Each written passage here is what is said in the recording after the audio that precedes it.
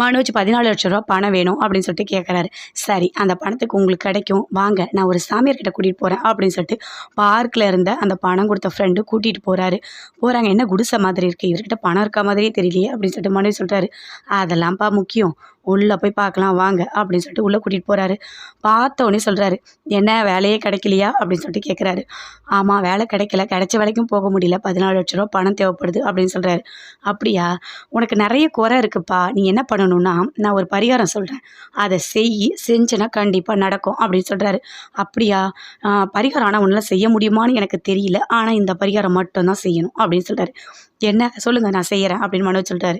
ஒன்றும் இல்லைப்பா, ஒரு கோயில் வாசலில் நிறைய பிச்சைக்காரங்க உட்காந்துட்டு இருப்பாங்க, அவங்களுக்கு நடுவில் நீ போய் பிச்சை எடுத்து அந்த காசை வந்து சாமிக்கு போடணும் அப்படின்னு சொல்கிறாரு. அதை கேட்டோடனே பயங்கரமாக ஷாக் ஆகுறாரு மனோஜ். என்ன நான் போய் பிச்சை எடுக்கணுமா, என்னால் அதெல்லாம் முடியாது அப்படின்னு சொல்கிறாரு. முடியாதுன்னா உனக்கு நினச்ச வேலை கிடைக்காதுப்பா அப்படின்னு சொல்கிறாரு.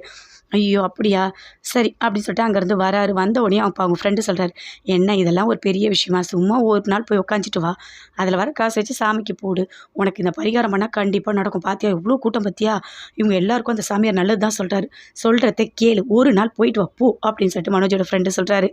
சரி நான் போகிறேன் அப்படின்னு சொல்லிட்டு அந்த ட்ரெஸ் எல்லாம் போயிட்டு அங்கே பிச்சைக்கார மாதிரி அப்படியே உட்கார்றாரு. ஐயோ ஒரே நாத்தடிக்குது, இவங்க பக்கத்துலாம் வேறு உட்காரணுமா கடவுளே அப்படின்னு சொல்லிட்டு பயங்கரமாக ஃபீல் பண்ணிகிட்டே உட்காந்துட்டு இருக்காரு. சரி எப்படியாவது காசு வந்து பிச்சை எடுத்து கொண்டு போய் போடணும் அப்படின்னு சொல்லி பிச்சை எடுத்துகிட்டு இருக்காரு. அப்போ கரெக்டாக மீனா கோயிலுக்கு வராங்க.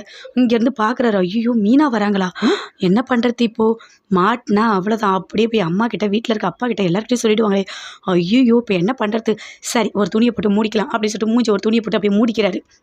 கரெக்டாக மீனா வராங்க, அப்படியே போகிறாங்க கிராஸ் பண்ணி.